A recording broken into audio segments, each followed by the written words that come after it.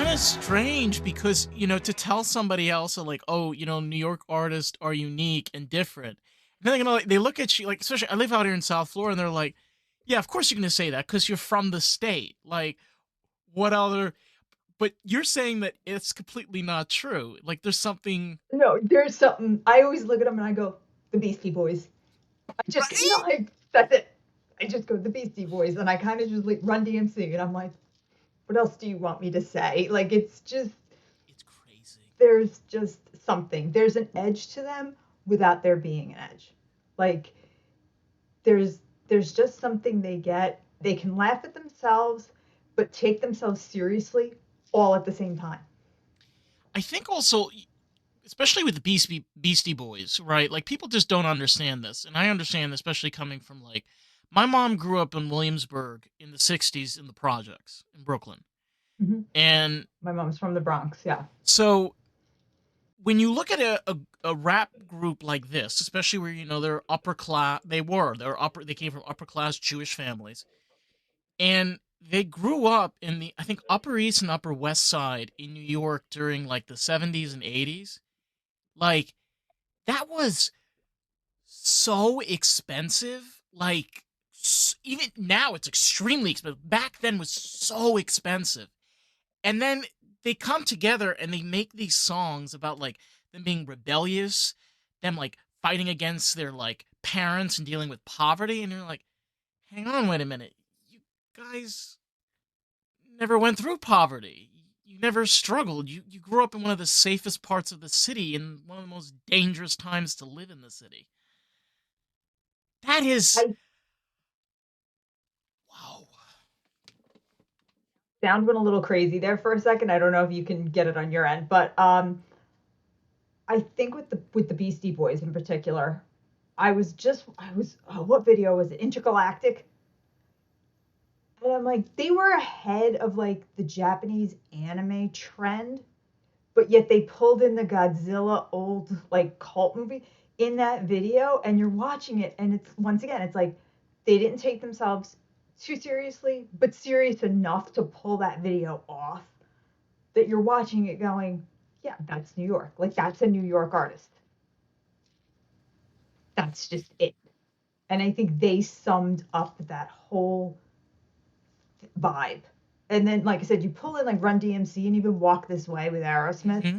the way they did that video. And it's just another, I take myself seriously, not too seriously, but I take my art really seriously. That And that's a New York vibe. that is a New York vibe, and it's very true to the art in itself because at that point already, hairspray metal was kind of dying. And a lot of people don't remember Aerosmith was kind of dead by the end of the '80s. They had barely any fans. They were losing money more than they were making, and they're running out of ideas. And that collaboration literally changed a generation. It was like, hang on a minute, wait a minute, you can mix two genres together, and like, think about it. Fast forward to today, pretty much every song now is a mixture of like four or five or six genres. It wasn't like that 20 or 30 years ago. But it took people like that to say, you know what? I'm not going to give up. I'm not going to let hardship get overwhelming me. I'm going to try something so I can be successful. I think, yeah, I think artists like that, it's so rare, but yet at the same point, it's like, oh, that's part of New York. Like they're willing to always try. I think that's also when you go to stuff like New York Comic Con, it's a very different vibe than and I've done all like Galaxy Cons and things like that where I've been to other places, but always when I come back to New York Comic Con, you see the mashup of characters and the way people cosplay, and it's just different than anywhere else. I've seen great cosplayers at other cons where the builds are great, um, the ingenuity is awesome, but there's nothing like the New York Comic Con and the New York Comic Con scene where it's just there's a certain art form to it that you don't get anywhere else. And I know, yes, I'm biased in New York, but like I have a friend, Mark Handel, he does Doctor Doom, and he's just a phenomenal Doom. But he thought to build Doom's dinosaur and ride in it. And I'm like, What? where did you like with Doom's Tyrannosaurus Rex? Yeah, that And thing's he built it and he's massive. and he's riding. He's got his legs in it, and he's riding around in it. And I'm looking at him like, out of all of Doom's stuff, that's what he thought of. But once again, I'm like, only a New York Comic Conner, only a New York cosplayer would come up with that look. It's just, so it's like, to me, that's part of being a New York artist. Like, he takes himself seriously in his art, but not too seriously that he's got Doom's legs flapping around on the side, of the dice. Like, you're just like, okay, yeah, that's New York Comic Con. Like, yep, that about sums it up. I So I just, yeah, I'm kind of I biased. literally, like, I'm sorry. The thing that I can just picture in my head right now is just waiting at Church Avenue for the subway and just seeing that trying to get onto the train. You know, like the full dinosaur, like trying to like get the head through the doors before they close, and I'm just like, oh my god, it's so fucking New York. That's it. That's exactly it. Like, you're just looking, going, uh huh. But there's just a vibe to it. So I appreciate that so much. And just a New York artist, I do think there's a difference. Wherever you come from, I just think you pick up certain influences. And there's just no influence like New York. And I'm sure people on the West Coast will say the same thing. You can't pick up, like, there's a certain laid back vibe or whatever that they'll tell you about. But I think when you're in New York, regardless of what part of the state, there's something you draw from. And it's just quintessential New York. It's look, I've been living down here for 3 years, and I'm going to be straight up and honest. I have really tried very hard to get artists onto this podcast locally many times, and it has been a little bit of a living hell because a lot of the times people will either cancel or literally go to shows. I have to drive to go to these places and spend hours. And you're like, yeah, yeah, yeah, I'm showing up 5 months, 6 months, year, nothing. But I literally was in New York last weekend. I went to get a tattoo. I met this incredible artist that's right there. Bam. I asked her. She goes ahead and does the pre-call. I have her scheduled tomorrow. I message out, reach out, bam. We're done. You send me a message, I respond, like bam. We had a little bit of a hiccup figuring out with recordings. You send me I sent you out an email. You send me done. Like, I'm not trying to be biased, but I'm just, maybe it's just from where I come from. Like, I have found that New York artists, if you tell them, hey, come on my podcast, let's spend some time, let's talk, they'll show up. They'll show up and they'll tell Mm-hmm. you everything about what they're doing because I think there's an understanding of like, we're both working our fucking asses off. Like, it's not easy to write Yeah. books. It's not easy to be creative when you're trying to also have a career and also be financially able to pay your bills. You know what I mean? Like, you gotta Yeah. fucking show up. I'm sorry. Like, that's fact of That, life. that's that's I also think a little bit more of a New York thing. I've noticed I've had times. I think you might want to adjust your sound though a little bit. Sorry. Like, I'm getting a little more static, so I Yeah. don't know. But Hold I've on. had it where How about now? I've gone That better? still a little more. It's coming in like real staticky all of a sudden. It could be. Give me a second. Okay, how about now? Yeah, it's coming back with feedback like static, so I'm losing sometimes what you're saying. So I don't want it to like show up later. It could just be the sometimes happens. It could be the software too. I know. I know It it's could been giving possibly be the problems. software. You should be able to hear me a lot better now. I don't know if you can hear If you me. need me to come in and out, let me know. Yeah, it's still crackly. It's still So crackly. if I have to ask you to repeat yourself, just Yeah, I'm not being a yeah, bitch. it's okay. We're trying to make this work. But yeah, I mean, I think like I think hard work. People need to show up. Yeah. Like you said, people just need to show up. That's the whole thing. I've sat in full cosplay costume when people have asked me for interviews, been in the green room sitting there, and then they've been like, "Oh, we can't do it today." And I'm Okay. like, what, or I had a radio show canceled 3 times on me. And 3 times. And each time was a different excuse. And I was in full cosplay. And finally I was like, I'm not doing this anymore. They were like, well, you just lost the chance to be in front of so many people. And I'm like, okay. I was like, it's your third time. Like, and I'm like, and by the third excuse, I was like, you used this excuse the first time. I'm like, you really need to like write down the excuses you're using. Yeah. But I'm like, it takes me hours to get into this cosplay. I can't just do this. So, but I noticed with, like New Yorkers, they're always there. I had one person who just never showed. I've had podcasts just never show. And I'm like, okay, cool. Thanks. Thanks so much. Moving on. So, it's one of those. So unless I'm requested for cosplay, I don't even offer it anymore because to get into a Fae cosplay or a Queen Aurora cosplay, it'll take me 2-3 hours. So I'm not sitting there with wings and everything else and the headpieces that I'm trying to adjust. I look like Lucille Ball, where I'm balancing it, and then nobody shows. So I don't do it It anymore. it I learned my lesson. you know what, and it's also it's kind of heart-wrenching because everything today has fallen under this category of becoming an influencer, becoming famous online. Where it used to be, and I remember this, where there was a time where you would just go to, like a local bookstore, you'd have an interaction with some local authors. They came out with a new book, and you'd have local venues. You can hear comics. I had that experience. Like, you go out there, you hear them working on their materials and stuff, and some of it's like sucks, and they're like, okay, we get the vibe. And those are the things you kind of looked forward to. And then now, I'm not complaining. Like, it's great that we have social media and you're able to have all of these things, but it's kind of gotten like diluted that, oh, well, I'm giving you the opportunity to be in front of thousands of people. I am giving you this opportunity to be on this platform. And I think that's so disheartening because it's like, is that really what our art and our passion, what we love doing, is really valued? Is by numbers that's on a digital I screen? I think I think that's a good point. I think what's happened is, and I've kind of said this before, just as a writer in general, like I'm so happy when somebody picks up a book of mine. I'm thrilled. Like it's not, I think at least I see this more in the author world. People are like, "Oh, I'm going to allow you into my world."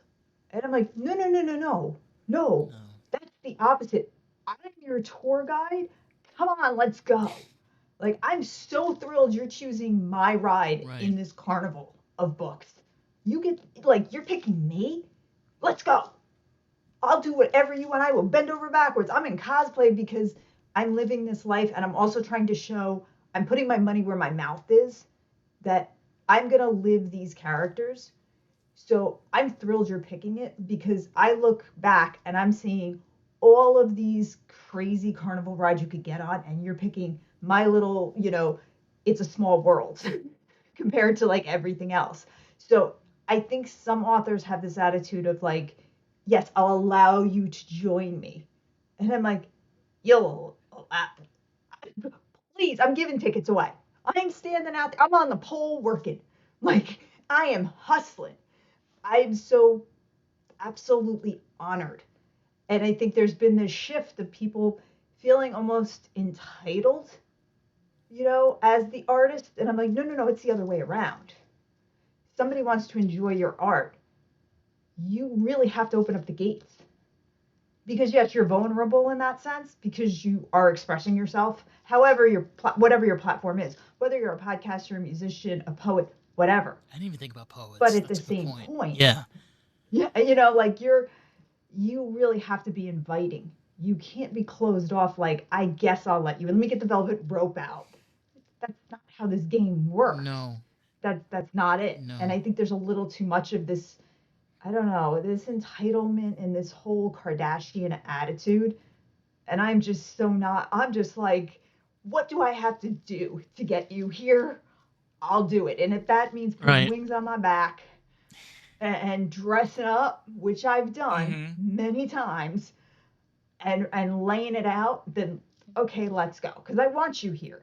I don't want to close it off. That's the last thing I want. No, I love how you bring up the Kardashians because literally yesterday I got this popped up on my feed of the Kardashians going out grocery shopping. And this just shows you like the level of living in a parallel universe, okay? Because of how famous they are, like obviously they can't go grocery shopping. So They rent out a grocery store to go film so that they can experience the feeling of shopping for their own food. I, Yeah. I like, okay, I'm gonna be real with you, and I'm not. I like. I've realized this for just such a long period of time. Yes, we are called the United States, but the difference of culture and quality of artists between the West Coast and the Northeast is like two completely different countries. Yes. Yeah. I think that's a good way to put it. Like, that's it. I've It's kind of funny that you use like the grocery store thing. I have actually gone shopping in my Aurora crown, just to prove that like I'm living the Fey life 24/7. That's just it. Like I think everybody needs a little magic every day, Yeah. and so I'm living the artist life. I left nursing to do this. So it's like, okay, I can either sit here and play in both worlds and try to be logical, and well, we see how far that got me, or or jump in. So yeah, I have an Aurora crown. I've worn it out shopping. I've tried to be a Fae because I'm asking you to spend money on my book. I feel like I can't possibly ask that, and this is probably the Northeast artist in me, and this is the whole don't take me too seriously, but take my art seriously thing, that I'm going to run around dressed like a fae in my everyday life. Because, like I said, I'm asking you to spend hard earned money. I feel like I can't ask you to do that unless I really know it's good.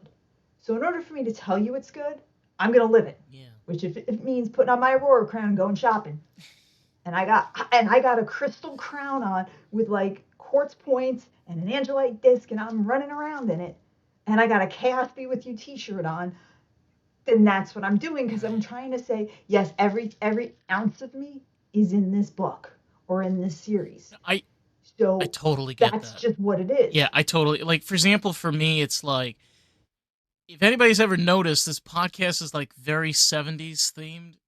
There's a there's a reason behind, and I'm very much that's kind of my aesthetic in real life. Like if anybody's ever come to my apartment, or right now I'm living with my mom, but when I do have an apartment, like you can walk in there like, damn, like did you forget this is not the 70s anymore? I'm like, I don't care.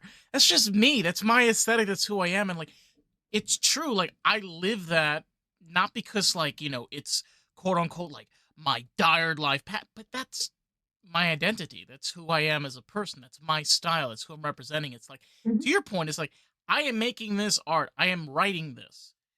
It would be kind of crazy if I'm not actually representing what I'm making. It's like the Kardashians going to Air One. I don't know if it's Air One, but like renting it out Yeah. for like No, two I get what you're hours. saying. Totally. No, I totally get it. I go back to, I think keyword for this would be vibe. Like that's kind of the theme of this discussion. It is a vibe. You have to kind of embody things, and even in this flow, like I was my whole feel, and I joke there's too many voices in my head. You know, my thing is like when I write, I have to have noise. I gotta have RuPaul's Drag Race going on. Of course. I have to have my sound list, my playlist going. Each book has its own playlist. I need noise to drown out the voices because they'll take over and then the book goes off the rails. But that's my flow. I'm not saying it works for everybody, but I enjoy living in my world. I want to live there. And that's how it should be. Does it work for everybody? Heck no. No. I've said many times, if you want to know what not to do, come sit next to me. Because I've made every single mistake you can possibly imagine, been there, done that, got the t-shirt. It does not work for everybody. But that's part of being an artist. It's my own journey. My journey is not the same as the author sitting next to me. It's not the same as the author I've listened to. It's just not. But that's the artist's life. Our journeys cannot be the same, or else we'd be putting out the exact same thing. And then we would be clinical and boring. Yeah, and it goes deeper than that when it starts to become this angle, this agenda, where you're not necessarily supposed to be discussing things. You're supposed to go according to the trends and what people are putting out and all of that stuff. I think what gets forgotten a lot of the times is if we all veer towards something that is so temporary and nothing that's necessarily concrete, like the community that you're living in or the people that you surround with yourself every single day. Temporary things are temporary. They don't last. They're just there for a time and then they go. Why work towards something that's temporary instead of working towards something that's more semi-permanent? To me, this sounds logical, but like, I sometimes have like conflicting ideas. Like, well, maybe no. I'm like, you don't know anymore. I think when I think about community and what you surround yourself with, I look at it in a couple of different ways. One, I don't like people. So, I'm a little bit of a loner in that sense, and it's probably because I'm weird. And so I have, the few people I keep close besides my puppies, and I talk to them, and I swear they answer me back. They always do. But totally, totally. My dogs know me better than Of anybody, course. and yeah, they listen Of to me. course. They totally know what's going on. My dogs know people better. They're the judges of character. Okay, we all go by. My dogs are They good don't like just that. bite somebody just And because they got a little bit of an issue. Oh, there's a reason. they're they're perfect. They're a menace to society, but in my eyes, they're angels. Um, and yes, they have shirts that say "menace to society," and you know, a 10-pound Yorkie and a 22-pound Chiweenie. How much damage can they really do? Um, Don't challenge that. I really no. This is not myth, Don't but this is not challenge that. MythBusters. you know, but I think when you look at just who you surround yourself with and how you create, I am very much an introverted creator. I do take what's happened in my life and pour it in my books. I've always said when you look at my books, they are all interpersonal dynamics. Whether I put horns on them, fins, it's still interpersonal dynamics. Serena, my mermaid, is my best friend from high school, Jen. And the reason she's a mermaid is because the chick looked great in a bikini her whole life. And I remember going into CVS and literally she was in cutoffs and a bikini top. And I would say, put a shirt on. And she'd go, why? And stare at me and I'd go, that's a pretty good answer. Like she looked good, so I made her a mermaid. But the relationship between her and Queen Aurora is two best friends who, if Aurora said the sky is purple, Serena would look at her and go, yes, it is purple. And then behind closed doors, she'd be like, bitch, what you smoking? But never in front of the court. Behind closed doors, she'd be like, what is the plan here? But everything I write about is still community, and sometimes it's what I wish I had. It's not necessarily what I've experienced. I don't know close relationships with women. I was a fighter my whole life. I competed. I never like punched a girl in the face and was like, let's go for martinis now. And like the Sex and the City theme would play and we'd go trotting off. That never happened. I fought martial arts and competed, and I was in a school of all men. So I never got close to girls because I didn't have any. The only ones I saw was, well, after I punched her in the face, like I said. And then I was like, hey, high five. I didn't know what to do. It was kind of weird. And I did it for most of my life. It was competing. So I didn't, I'll be honest, I was a little immature. I didn't understand it. And so I missed that part. So in my books, my girls are all very close. They're not competing about a guy. Right. There's none of that. It's what I wish I had. I had that with Jen, but yes, I do lack that sense of community with women. And I'll be the first to admit sometimes it's my own fault. I don't get it, and then I find myself in situations where I'm like, I'm not one of the girls. What's going on? Like I'm You like, know what though? I think that comes into also being a bit of like being a bit weird. Like I totally can relate to that is the fact that I was raised in a religious community. and I left. And growing up where I was in an all boys school and then also being gay, like that doesn't really mix very well. So now, like in my late 20s, I'm like most of my friends are girls. Like majority of my friends are all women. It's been like that for years. I have a few guy friends, but I'm never really close to guy friends like. And I don't know, it's just in my personal life experience, I have felt closer to women than I have to guys, and I just have come to accept it. I'm like, you know what? Like, I don't give a shit. Like, I get to go out on girls' night, and so what? I'm a dude. It's like just put quotes around girls, okay? Like, we're not all fully women over here, but Right. you know, I don't think it's any. It doesn't make you worse or different than anybody else. I actually think it's kind of a strength. It means you can do something and I can do something most guys and girls have a really hard time doing. I agree. It doesn't make one thing one way or the other. It's not like a good or bad thing. It took me a long time to realize that, though. I'll be Yeah. honest with you. It took me a very long time. Um, but I found it weird in my books. I didn't notice I was doing that Right. until someone picked it out and was like, "Oh, you write a chick power book," and I'm like, "I did." It was one of those where I was like, "Huh?" And they were like, "Yeah, all your girls are like really," and I'm like, "Hmm." It was like it took me a second to be like, "Oh, I didn't." And then I was like, a lot of what's in my book is either stuff I wish I had relationship wise. And I was like, oh, and then some stuff like I knew I put it like Los, the chameleon dragon, is my little dog Carlos. And so, yes, he's written to a T the way he is and the way we are. Jen was specifically put in as Serena, but it was just very interesting the way community was kind of written in subconsciously and consciously. Um, but yeah, it took me a while. I kind of tried to force relationships with girls. I went in a little too giving and a little too open because I was like, I'm going to get more female friends. And then finally I was like, you know what, this just isn't working. Like I remember sitting somewhere where there was a bunch of girls and watching them and sitting back and going, no, nope, nope. It was like kind of one of those Steve Irwin moments Oh my where I was like, god. let's watch the girls. And I was like observing and I'm like, Sure. this is never going to be me. Like at that point, it clicked that I'm like, I can't do this. I will not. Like I was always good being close to one and sitting back. I was never the gaggle of girlfriends like a Sex in the City thing. I watch it, but I'm always like, really? People do that? Like that's just a made up thing.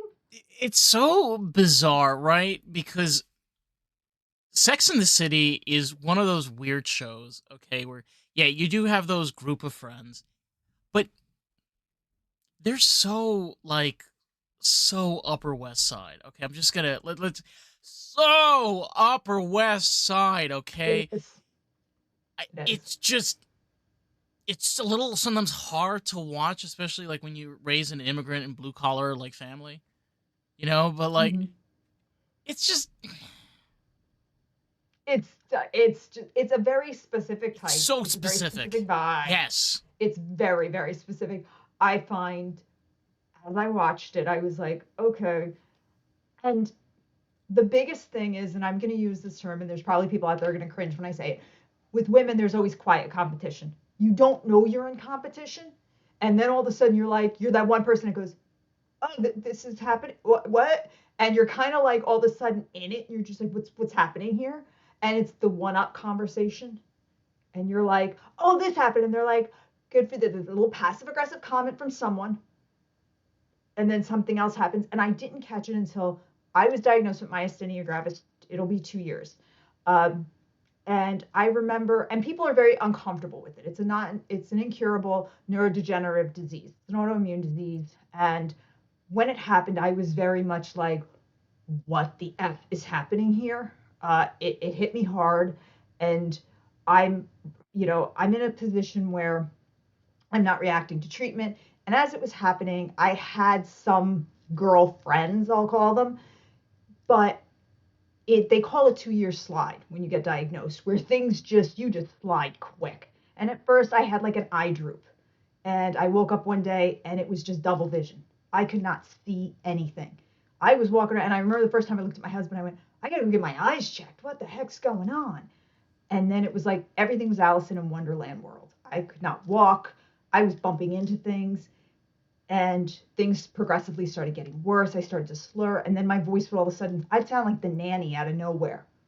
And I was like, what is, and it was my neurologist. I was down south when it happened. My neurologist up in New York, who I'd been friends with for 10 years, I called him. And he was like, I'm telling you what this is. This is myasthenia gravis. You need to come back up here. He flew me back up, saw me. The flare was just ending. The flare lasted about 3 months. And he was like, baby doll, this isn't good. I'm not going to sugarcoat this for you. And that's what I loved about him. He never sugarcoated anything. But as it progressed, it started to affect my legs. And I started kind of walking like I was drunk some days, and my legs would get weak. So basically, it attacks the neural end plates, the motor end plates of your muscles, and they get weak all of a sudden. And so things started happening, and then I was put on immunosuppressants. So I'm a boy in a bubble now. But people around me started to like pull back because what are they going to say? Oh, you can fight through this? There's no fighting it. As Zabo told me, my doctor, he was like, it's a tsunami that's going to hit you. It's coming. There's no doubting. It's a matter of how high ground you get to watch it come. Yeah. But this thing's going to get you. And I'm like, okay. And what I noticed was people started saying stuff like, you're going to beat this. And I'm like, okay, what part of there's no cure? Oh. And you're like, okay. And then it became how it affected them.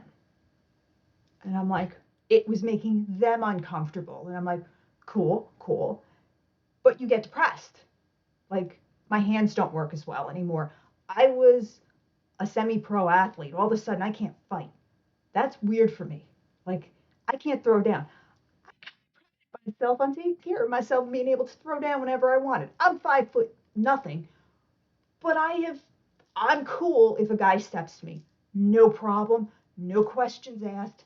I can handle myself.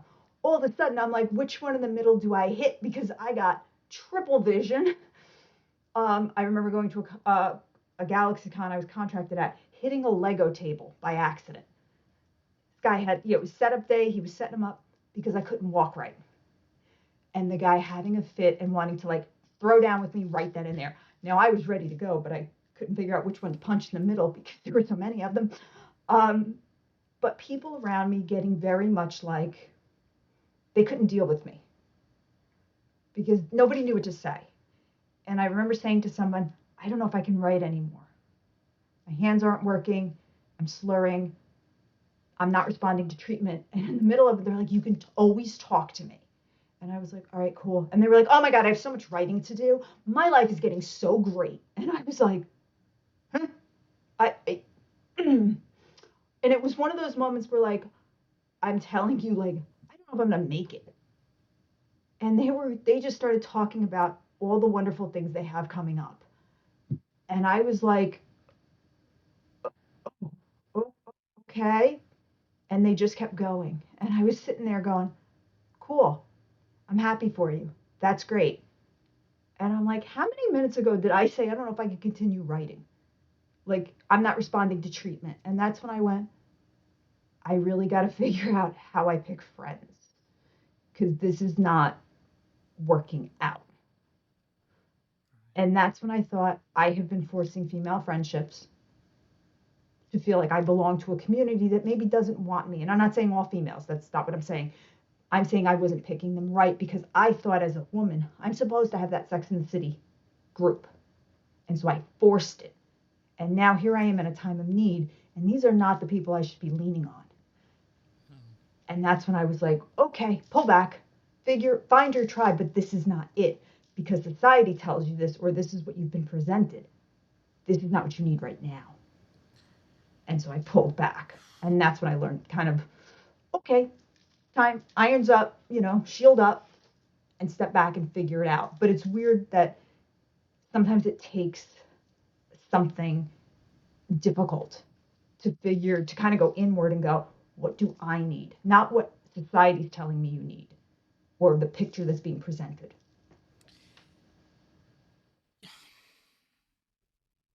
It's heart wrenching because I'm not in your same shoes.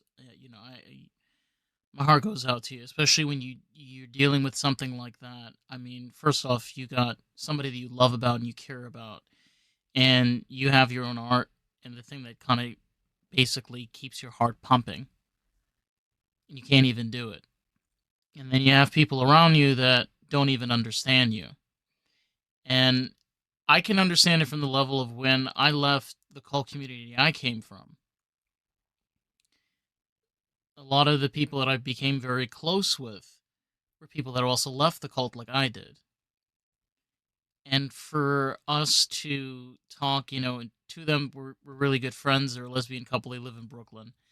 And they're both artists and they're like super creative. Just to be able to spend time with them and to be able to talk and, like you said, just be able to say, hey, like, I don't know if I'm going to make it to the next, I don't know if I can write. And that's it. And they process that information and they hear you and they're like, yeah, I totally feel you. I remember when I went through this and you're just sitting there like, oh my God, I'm actually in front of somebody that can understand me. And it doesn't have to be a female. It could be any gender. It could be any kind of person. I think that what we force ourselves to believe is that we have to fit into these demographics. We need to fit in these boxes, but every single one of us is different. And the real friends that really stick around, if it's a guy, so be it. If it's a guy that can really care for you and be there for you, sometimes they end up being your husband. You know what I mean? It's yeah, it's I will say writing is obvious. I mean, I've had people say, "Oh, are you going to write this into your books?" I will never write my Myasthenia gravis into my fantasy books because I don't want to do a disservice to it. But I realized I also cannot be the the friend I need to be to some people because they want energy, they want happy, and sometimes I just don't have it in me. Like I can't solve all your problems right now. Maybe I was that friend to you before. I don't have it right now. I don't have it to give. But at the same point, yeah, I don't need a fixer either. Like sometimes I just want to be like, this sucks. I'm worried. I'm feeling this way, and you just want somebody to go, yeah, that sucks. Like you don't want anything else. You just want that. And this is a hard subject for people to digest because they want to help. They totally want to help you. And you're like, I don't want that. So this whole experience has taught me about friendship, about pulling in. I'm with my puppies, I'm with my husband. Yes, I'm very cut off because I'm immunocompromised and I'm on uh, different types of therapies that keep me in close. And people always say, but I know somebody who's on something similar to you and they had an organ transplant and they're out doing things. I'm like, yes, but if I get sick, there's three ways you can get an exacerbation or cause one. An exacerbation is where the muscles around the intercostal muscles for my lungs stop working. So I will basically suffocate in my own body. I will be completely aware, and I've come close once to this, where the muscles just stop working. So my lungs would be fine, but the muscles that help me breathe stop. So there's too much of an acetylcholine buildup and it can't get broken down, and the neurotransmitters cannot get where they need to send a signal from my brain to my muscles to say, keep working, keep contracting. So if I get sick, um, pain or stress will cause this. So being immunocompromised, immunosuppressed means no, I cannot. The common cold, flu, the newest strain of COVID causes a problem.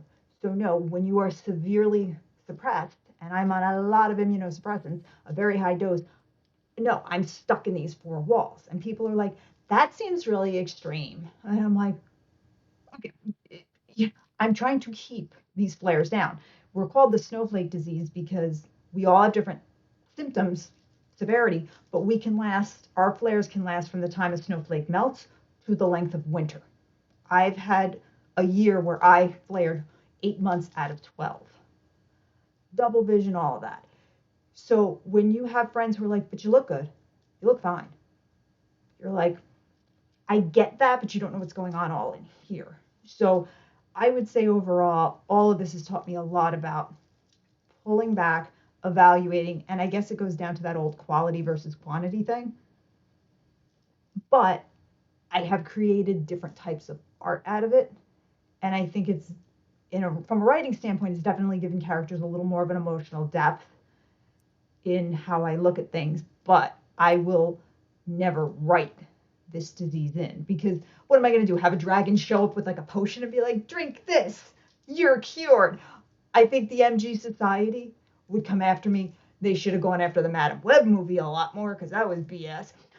But, you know, I try to keep the two worlds separate for now I because I'm trying to give myself a way out. Yeah, and it's also being able to be realistic with it. You're right. I mean, for example, in your case, it's not an easy situation to be living in, and it can be especially quite difficult. But being able to have a creative outlet is something that is so valuable. I mean, for myself, something that I have had to come to terms with is that even though I quote unquote live in the real world, I'm very oblivious. There's things that I'm just not aware of. I just never experienced before. And there's things that I've had to learn about my own brain that I never realized before in my life. You know, when you live and you have disabilities and everybody tells you like why you're so slow and why can't you do things and why can't you handle certain things. And I'm like, I don't know. I'm just trying to survive. I'm just trying to it's it's overwhelming when people can't understand that you as an individual have limitations. And I've tried telling this to another friend of mine is that some people just have limitations. And if you can't accept that they have limitations, well, find somebody else then to be around. Not everybody can handle certain things. There's certain things I can't handle at all. I can't handle fucking stupidity. I lose my goddamn shit. I'm avert to stupidity too. I have an aversion to stupidity Can't myself. hate stupidity. Yeah, yeah, and that's about half the country. But no, there's look. I have a hard time admitting my own limitations right now. I'm somebody that a couple of years ago I was doing butterfly kicks. Before I was diagnosed, I was actually getting ready to go back in the ring for a Muay Thai fight. I had a coach down in Charlotte. I was working out at Ultimate Gym, which was a Christy Martin sanctioned gym. Doug was phenomenal, and I was fighting. And I was like, I'm getting back in the ring to one Muay Thai fight. I was crazy about it. And now here I am going, I don't know if I could, get in the ring. I have no idea. There's no way I could even get through. I was doing an hour and a half training 3 times a week in the rings. And then I was lifting 2 to 3 times a week. Right now, I'm lucky if I'm on my body app doing a 4 weeks for everybody workout with Autumn for 20 minutes, like twice a week. I had the Fight Camp app. I was doing that. I was doing everything. I mean, I was a martial artist for my whole life.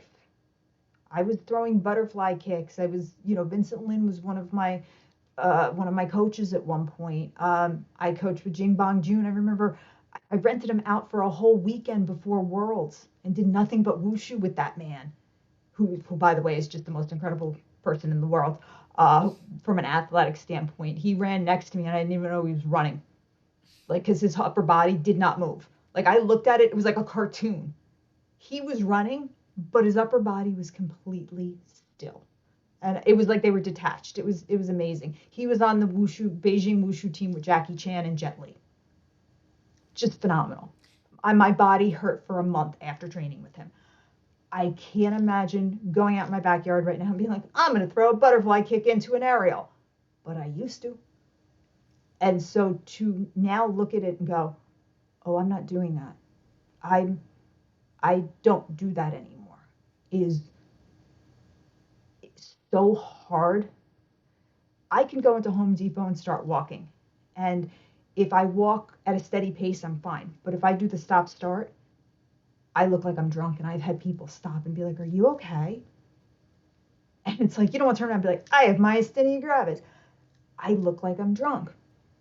And I don't want to get the cane, but I got the cane. Do I use it when I'm supposed to? Heck no, because I want to dazzle it out, and preferably I want a Joker cane so I look like Harley Quinn walking around town. Um, Yeah, that's just how I am. love it. So, I'm still working on my accepting my own limitations. So do I expect society to all of a sudden click and go, let's expect, accept her limitations? No, I know that's not going to work because we're full of idiots. No, you know what though? It's hard when you have like we're talking about is having things that you're passionate about, things that drive you. You know, for example, art, or for example, if it's even martial arts, even though like working out physically and doing exercise can be something you could be really passionate towards, and then your life completely changes to the point where you can't really do those things anymore. It's even harder when that happens where you can't even do art anymore, where you can't even write. So not only do you lose one passion, but you lose multiple passions that you care about doing. And for for myself, for example, I've never ran into this issue. You have. It's not easy because then you ask yourself the question, then what the hell am I here for? Because regardless of what religion or faith that you have, I kind of under this philosophy you get one life. So what are you going to do with it? And then you find the things you really care about and are passionate for, and then bam, just life slaps you in the face. And you're like, okay, what do I do now?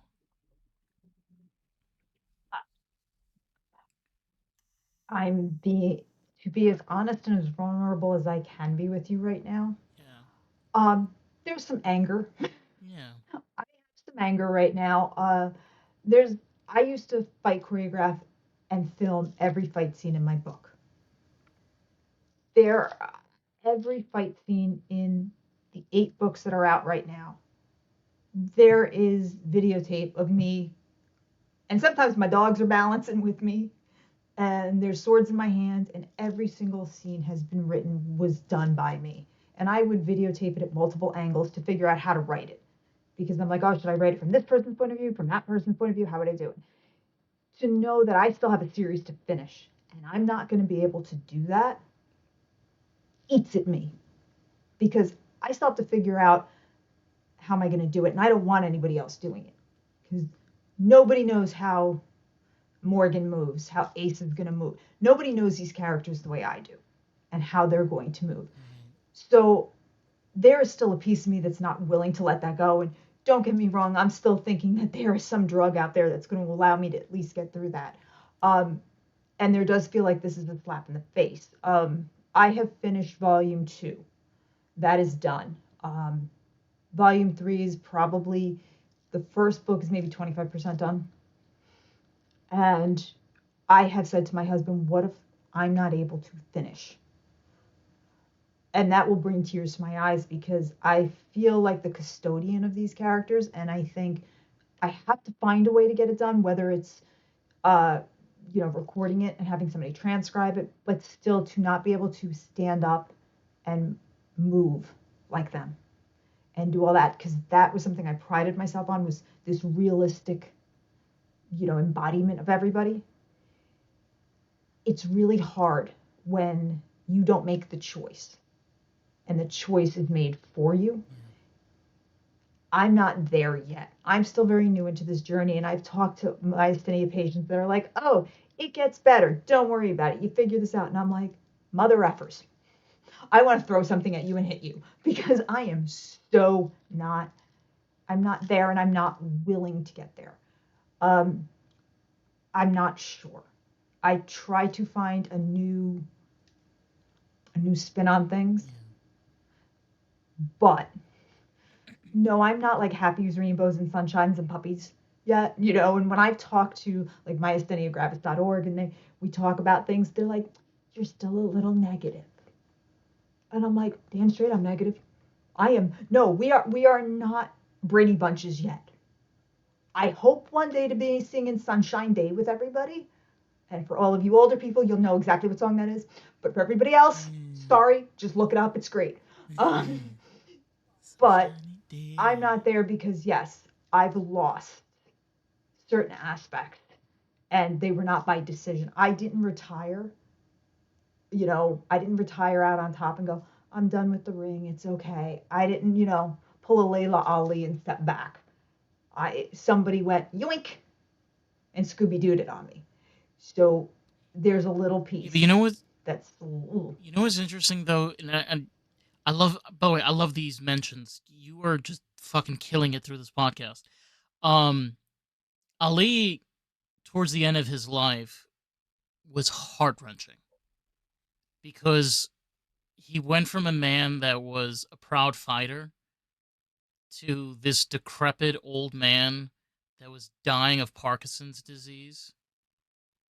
It was, Mhm. to be honest, it was kind of hard to even look at him or watch anything. Yeah, You just like, why are you doing that to the poor man? Just let him die peacefully. Um, agreed. 100%.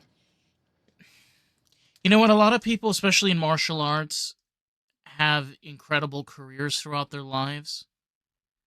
Sadly, sometimes in your case, people run into illnesses and things like this. Unfortunately, there are no cures for. And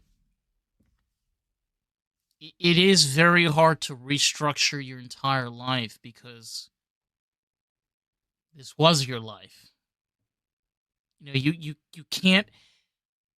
What people don't understand, and again, I'm sorry if I'm comparing this, and I'm going to give this idea of also like coming out of a cult is a great example, and it kind of plays along with this too. Is you live a cushion life believing you're in a utopia and everything is great, and the second you walk out those doors and you walk out onto those streets, you realize, holy fuck, what am I? How am I supposed to survive? I Mhm. have to I get it. redo my whole life again all over. It's not like you could just re-download a fucking file on your computer. It just doesn't work Yeah. that way. No, I get it. I totally get what you're saying. The thing with being a martial artist is either you do it for fitness and you're not really a martial artist, you're a martial enthusiast, or you're an artist. You're a martial artist, you walk the walk, you walk the path. You know who Bruce Lee is, you know who Jet Li is, you know all these people. It's not something where you're like, Bruce Lee, okay, I get it. He wore the outfit, and you're like, he does nunchucks, and that's it. It's like, Brandon Lee, the lineage, and you get it. Jet Kune Do. You don't think of Bruce Lee and go, he does kung fu, right? Like, you get a little past it. Yeah. You know wushu. You understand what wushu is. You're not just like, is that like kung fu or do I order that on the Chinese food menu? Like you understand these Right. things. You know taekwondo and you get that there's two types. There's not just the Olympics. There's there's certain idiosyncrasies. Um, when you're a martial artist, it's in your bones. It doesn't matter if you stop practicing. It physically, you're always still practicing. You know, um, to this day, I don't care what belt I have. I have different black belts. My greatest moment is the day I won my first underbelt grand championship, and I was judged by Michael Jai White, Oh wow. Spawn. Psh. He walked in, yeah, and this was right after he had done Spawn, and he was doing the Mike Tyson Oh biopic. my god. Yeah. So he walked into the tournament totally unannounced, completely unannounced. It was a children's benefit Oh my tournament. god. It was up in, I believe it was Reading, Connecticut. It was Wilmington. Um, and he walked in totally like nobody knew he was going to That be is there. so And we were random. all lined up. And he knew one of the guys running it. Uh huh. And so we were lined up. And I remember it was the first tournament my instructor had come to because my instructor used to send me to tournaments by myself. And so I would just drive up and down the Northeast coast and do tournaments. And my instructor finally decided to come to one. And I had made it to grand champion. And I was pretty excited. And the entire grand champion core was made up of everybody from one school. They had just swept all the divisions. I was a little white girl. I'm half Puerto Rican, just by the way. But a little white girl. Everybody else was from, we called them the Barney team because the team was all purple and yellow. And they were from Jamaica, Queens. And I was like, Oof. darn it. And it was all weapons and they were doing musical forms. And I Yeah. was the winner from traditional, which means I had no backflips, no splits. I was in a white uniform because my instructor liked when I did plain stuff. I hated him for it. And I was like, I'm going to lose. And then Spawn walks in. And everybody's like, because that. He was the first major karate guy to make that jump to film, and no less Spawn. You know, this was like Todd McFarlane, oh my God, for the geeks out there. So he walks in, and all of a sudden, we're all lined up, and we had a center judge. And he goes, I'm going to take this ring over. Does anybody mind? And I remember literally my heart going from my throat back to my stomach. And I looked at my Jesus. instructor. My instructor just went, meh, it was a good run. Like he was just like, this game is over. Honey Bunch, we're done. And he was like, I just remember giving me the thumbs up, like it was a good try. And he was sitting next to the coach for the other team. And the coach turned to him and went, which one's yours? And he went, the little one. And he was like, all of mine. And my instructor was like, that's great. And he's like, and he looked at me, was, it's about quality, not quantity. And meanwhile, he's sweating bullets because he's like, we're done. Spawn walks in, clears everybody out, and he goes, this is how we're going to do it. I'll set the hard deck at the first three. Make sure you're sitting properly. He didn't want anybody's legs out. I was second to last to go. So I had to sit through about 15 people, and I'm like, oh Lord, oh Lordy. I watch bows being spun, music blasting, and for some reason everybody like had the same songs. You know, it was all like the same. Are you ready for this? Everybody was doing their at that point, you know. And then it was my turn, and I was doing Wadong, plain and simple. I get up, I scream my name, judges, my name is the whole thing, and I'm like, I'm doing this in front of Spawn. I finish, and I see my scores. 9.7, 9.6, 9.7, and I'm adding them up in my head. And I'm like, okay, maybe if he drops this one. And I'm looking at my instructor, and he's like going, two, maybe you got 2 points, maybe you're second place. Last person goes, and then my instructor, I see his eyes go real wide. And I'm looking at him like, what? And he goes, I think you won. And I'm like, there's no way. And I'm like, no, no. He's like, I think he won. And all of a sudden, my name gets called. And I walk up, and I'm like, okay, okay, stay calm, stay calm. There's 4 people up there, and they arrange us. And Spawn comes over to me. He goes, first place, bow. And I just remember sweating because I thought I was going to throw up. And then he comes over to me, and I go, is there anything I could have done better? And he goes, I'm sorry, what? And I go, is there anything I could have done better? He goes, come walk with me. And he looks at my instructor, puts his hand up. He goes, I'm going to borrow her. And he goes, you understand you won, right? I go, yeah. He goes, well, because you asked. He spent 15 minutes with me, giving me a new introduction, new opening form. And that to this day is my proudest moment. And he's like, I expect to see you. He went and told that story to someone else. I was being interviewed on a podcast. He went, you're that little girl? And I went, what do you mean? He goes, I was talking to him. He goes, probably about a year ago. And he said, he talked about some girl, and he still remembers you because she asked after she won, what could I have done better? Right. And I was like, that was like, I don't even know how long ago. But he had just done it. He goes, he still remembers you. And I went, and I'm done. I was like, I'm done. Let me take my bag right now. I don't care what black belts I have. I don't care being in the Hall of Fame. I don't care about my silver medal. The fact that Spawn doesn't know my name, just remembered some little white girl who asked him what she could have done better. That's it. I was like, I'm done. Just take my bow now and leave. But I said, that's being a martial artist. When another good one can remember, and remember you were polite, respectful, you're finished. That's a martial artist. You're always looking to improve. I mean, that leaves a mark on the person. You know, look, I'm not going to be the one of the person that said, coulda, woulda, shoulda. But one of the most amazingest things is the fact that, like, you're able to have those experiences and those memories to hold on to. Not just because they're memories and experiences, because those are the moments that not only they shaped you as an individual.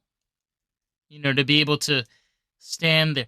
And, like, come on, most people are gonna be cocky and they'll be like, I would do that too. No, you wouldn't. Okay, you be standing there like a cocky ass and be proud and your chest is out and all that glam. Like, it's so rare for somebody to be like, hey, Mister, yeah, why did I win? And they're like, win?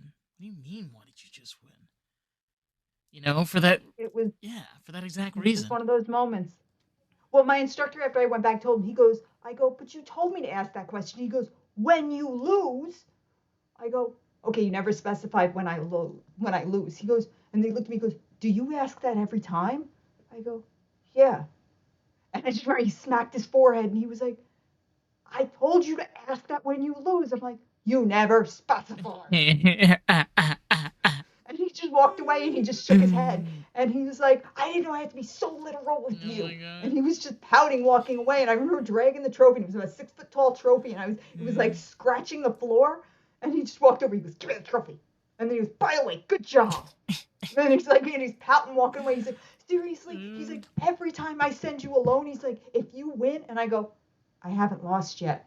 And he just goes, shut up, we'll deal with this at the dojo. And he just kept going back, and he was so mad at Was me he because Italian? he was like, no, he was Irish, He was McLaughlin. Irish. Oh yeah, he was Irish, and the man beat my ass every day for 10 He years. enjoyed it. And oh, I enjoyed it. He loved it. He said the first day we met, he said, you will either be my greatest accomplishment or my failure. Wow. I was his greatest accomplishment. I gave that man a lot of gray hairs. He did not have any gray hairs when I started. He had a lot when I left. I drove him absolutely batshit crazy. Good. Um, I drove that man crazy. I mean, how he didn't wind up in a straitjacket by the time I was done there, I really don't know. But I drove him crazy. I mean, when I think of some of the stuff I pulled now, I'm like, wow, I only 2 broken noses and like 10 broken times I broke my ribs. I got off light when I think about some of the crap I pulled. I mean, but overall, he was he was still the best. From him, I went to Vincent Lin, and then I bounced around after that and wound up with the WKA at the World Championships in 2008.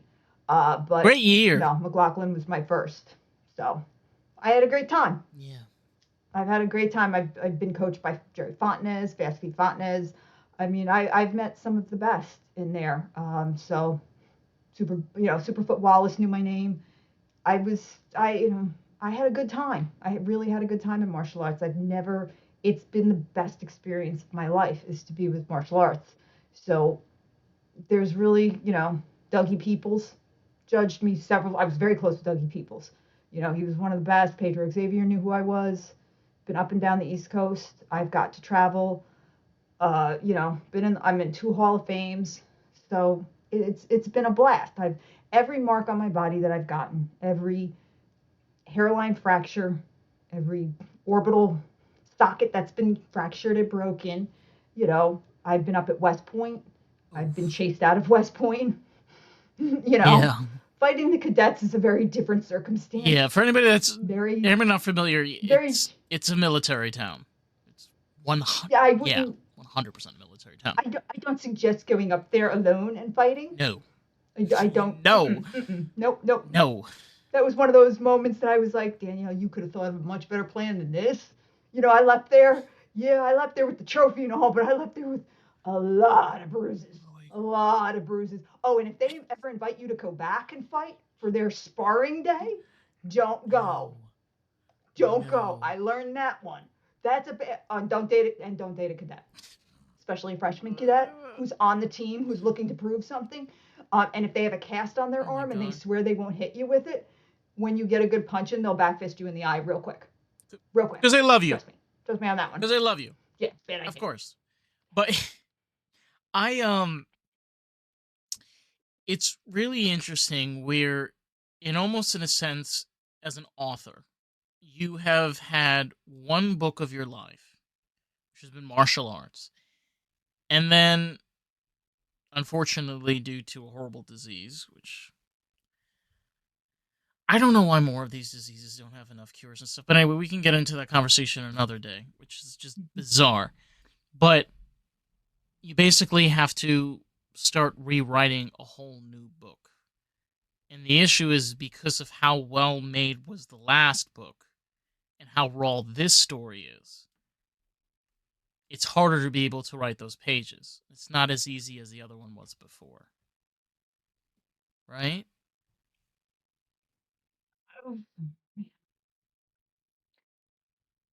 Rewriting and like tackling everything differently now. Yeah,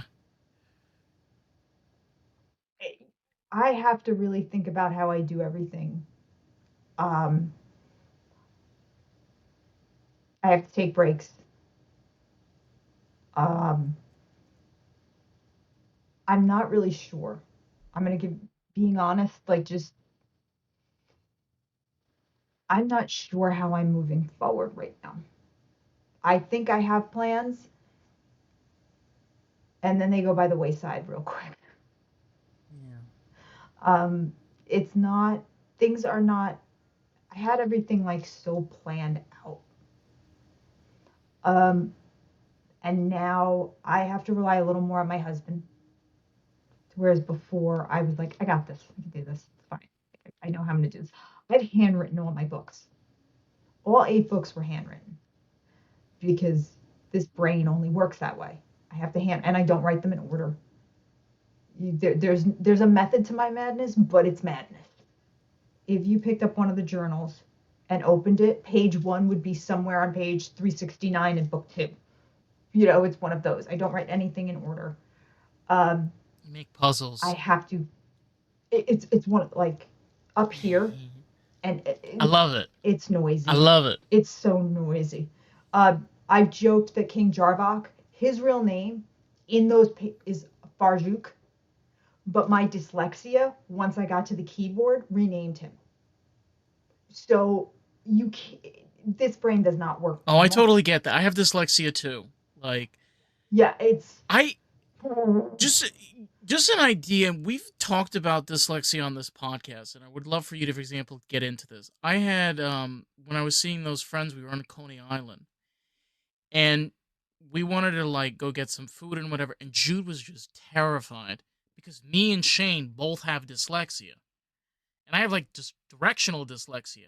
Everybody like understand. so do I. So like you try to get around at Coney Island, like good luck trying to find your place back on the beach. And like Jude was freaking out, and I was like, okay, I have a way of us getting back. Just just work with my madness. My way of doing it is I follow the same steps I took before. So I go the exact same direction that we went prior. Like I don't know, it's very hard to explain this. Like the same way of like you open up the book and you're on page 395 with just don't try to have me explain my madness. It works. It works. I It works. you preaching to the choir. Preaching to the choir. I only learned martial arts by watching a mirror. That's the only way my instructor could teach me forms. I had to watch him in the mirror. And then he's the one who figured it out.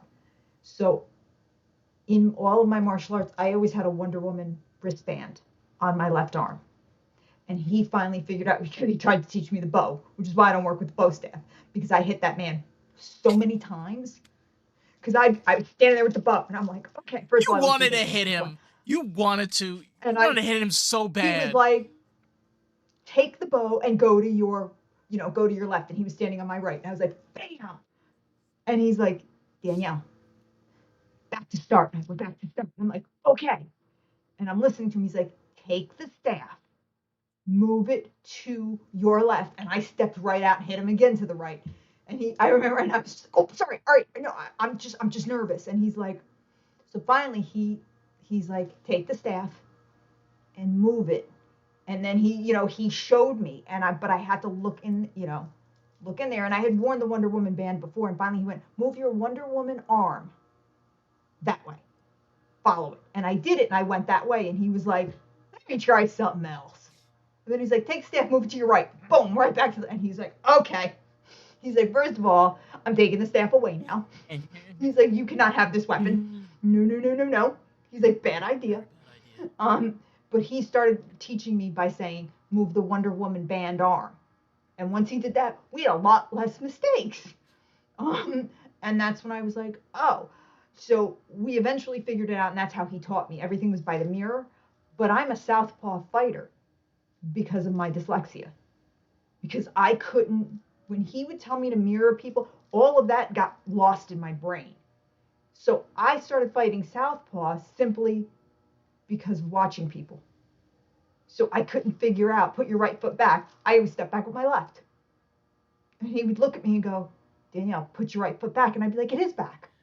And he would just be staring at me like, which one of these things is not like the other? And I'm still standing there looking at him like, so I fought lefty only because of dyslexia. Yeah. And that's why I'm a southpaw fighter. It's not because it's my strongest hand. It became my strongest hand. So now when doctors ask me, are you a righty or a lefty? I look at them, I go, well, that's a It complicated is. question. Because I write with my right No, hand, but I use my left hand. I fight, Yeah. and they look at me and go, "I'm just gonna say ambidextrous, and we're just gonna leave it at that." And they just kind of laugh It's at me, and I'm like, it's just complicated, and But yeah, I dyslexia, so my books are all handwritten. It makes it difficult now because the myasthenia is my forearm and my right arm has become very very weak, and to hold a pen, even to hold a fork now is difficult with how my fingers have gotten. So going forward, I don't have a plan on writing volume three.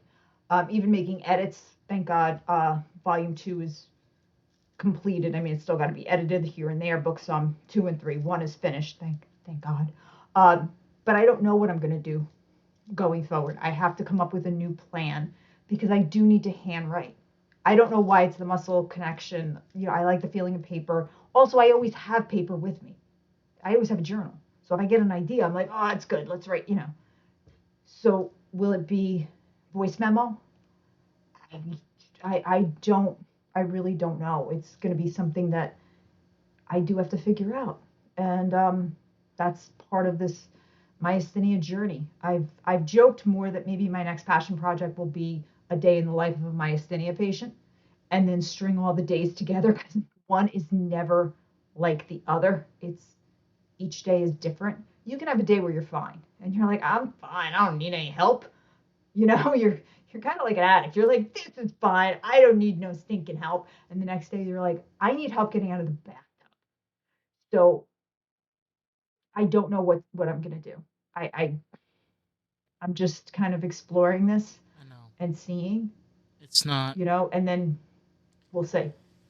No, it's heart wrenching to hear you talk about this because I have a very dear friend of mine. She she's Cushing's disease, and she developed cancer twice. We believe that she developed cancer because she was one of the first responders during 9/11. So we think she probably breathed in the dust and stuff. And it's heart wrenching because there's times where I call her and she's just going through a lot mentally. And some days are great for her, and other days are just horrendous. Her Cushing's can compare to anything. It could be rashes. It could be she's getting pain. She's getting severe headaches. It's so hard because she's in a part of her life where she's worked tirelessly. She's in her 40s and she likes being independent. She's living in a new place, and I just I want her to have the best life, even though she's in pain constantly. Yep. She's working overnight, taking care of people that are recovering, like drug addicts, and you know,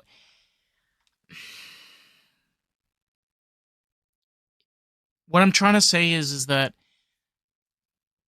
if you know people that are going through things like this, you know what effect it has on people's lives, especially when people are trying to just be their creative self. Like we said earlier, you're not trying to be, like the top superstar rock star. This is just who you are as a person. This has been your whole life. You've always been a creative, artistic person. You've always loved writing. You always loved doing martial arts. And then your whole life turns around, and people got to remember, and I got to remember this too, that life doesn't always go the way that you want it to. And unfortunately, we plan and we plan and we plan. And it doesn't always go the way that you want it. It really doesn't. I think I think there's two sides to the coin a little bit. There's the person who's living it, Yeah. and then there's the people watching it. And you want to help Oh, I do. because that's just what you want I to do. know. You want to help. And everybody who's going through it has different needs. There are some people who need that constant, that person there, that constant We're just presence. talking. I know. Yeah. And then there's some people that need to retreat because they're trying to figure it out. And sometimes they need to figure it out before they can allow anybody in. So I think you kind of have to figure it out, and you've got to remember there's caregiver burnout, and there's so many different facets to it that people who are around you as the closest person to that person who's going through it, there needs to be grace on all sides. And I think people have to remember that if someone is going through something like this, whether they're the person affected with the disease or the person who's closest, if they ghost or if they pull back, it's not time for judgment. No. That's the biggest thing. Sometimes they're doing it to protect everybody. They're doing it because they cannot give you the energy that maybe they feel you deserve. And having that conversation, let me tell you something, it's not always time because people are not receptive to that. You know, I have people who are like, you're ghosting people, you're doing that. And it's like, I don't have the energy to sit here and explain that. I can't be the friend you need for you to come back and go, but I don't need anything and for us to go back and forth. I don't have it right now. I can't give it to you. And sometimes I don't want to sit here and tell you, look, you don't do well in these situations, and I get it. So I'm letting you off the hook for you to come back and say you do well, and then for me to point out that you don't, you know what I mean? Like, this is too much of an energy exchange. So for me to just walk away with no hard feelings, nothing bad, and just be like, hey, you go do you. I wish you all the best, is the nicest way I can do this without me pointing out, well, you're not going to give me this, and I can't give you that, blah, blah, blah, blah. So I think people have to remember when someone's going through something like this, whether they're the caregiver or the person afflicted, you need to have grace. And if they step away, you have to go, you know what? They're doing what they need to do right now. This is not the time for me to then go and run around and badmouth and judge or do whatever. I just have to say, they're going through something that I can't understand and walk because whether it's cancer, whether it's a disease like this, my disease is so rare, there's not even a lot of research going on because it's not a moneymaker. And I have exhausted most of treatments, and I'm called refractory. I'm not reacting. I'm not, I'm kind of all over the place with it. So we've tried everything. I've lost 30 pounds. At one point, I was down to 85 pounds on the treatment because my body was like, we don't like this crap. So I can't get up to 100 pounds still. But I have to stay on it because I cannot risk an exacerbation. So I can't be bothered with BS. And it's not that friends are BS, but sometimes, I don't have the energy for some of the stuff. And I want to be there for them. But I can't be because what little energy I have, I want to give to my husband. I want to give to my pups. My pups I love them to death, but one of my pups has a tracheal stent. He's on limited time. I have to like acknowledge that. I want as much time as I can with that little puppy because he's my soulmate. He sat through every IV treatment with me. And when the nurse missed, let me tell you, that little puppy got real mad real quick. That's where I want to spend the time. So I think there needs to be more grace and less judgment.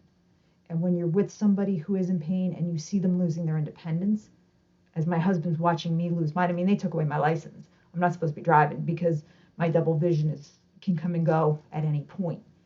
Um, it's hard when I'm like, I just want to go for a drive. I just got to get out of the house. And I'm like, can you take me somewhere, please, Dad? It's like, oh my God. Where when you got to get out of the bathtub and you can't, and you're like, I need help. All these losses of independence, it's hard. And it's hard for him just to watch it happen. So overall, it's got to be grace. Yeah. And that's a great place to end it, isn't it? I just finish that off for you, like, no problem. We just need Sunshine Day to be going and we're No, good. That's a Brady Bunch right there. no. Honestly, though, Danielle, like I seriously appreciate this because it's not just about having a conversation with artists. It's also about being able to have real conversations, because I think all of us go through different things that we're sometimes uncomfortable to talk about, and sometimes it needs to be said. You know, I put on a happy face. You put on it. We all put on happy faces. But I promise you, none of our lives are easy. And veering towards materialistic things, I promise you, will never bring you any happiness. If you veer towards things that physically or spiritually give you purpose and meaning, they're a lot more valuable. You don't have to put a price tag on them. And I think you very nicely and cleanly pointed that out. So, Thank you. I appreciate my that. pleasure. Um, we've mentioned about your book. I know you got some social media as well. Where can these wonderful people find you on the World Wide Web? The best place people could find me, will do a shameless self promotion time. Everybody can find me on Instagram. That's the best place, which is DM Orsino. That's Orsino, author.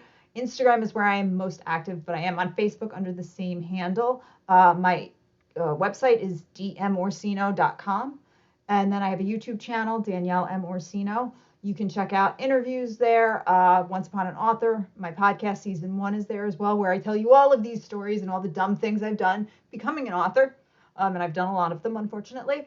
And then my books are on Amazon as well, and books 1 through 8. And then I have volume 2 coming out in probably November, I think is when it's coming out. And Marguerite Gavin, who does the Hollow series from Kim Harrison, she is my voice for volume 2, which I'm very excited about, A Fool's Journey. And that is my Succubus series. So it's Legacies of Light and Dark. And I'm very excited. And then I have a game coming out from Mythia, which will be a choose your own adventure game. So you will get to play and be in the world of the Veil. And you get to have a dragon and all that good stuff and live in the tournament and live in my world a little bit. So I would say just sign up on Instagram, go to Instagram, sign up for my newsletter and get all this really cool stuff. And then I'll be doing some giveaways to celebrate all this stuff. So I'm pretty excited. I love that. And I mean, hey, how many books do you know can you actually like go into the realm on a video game?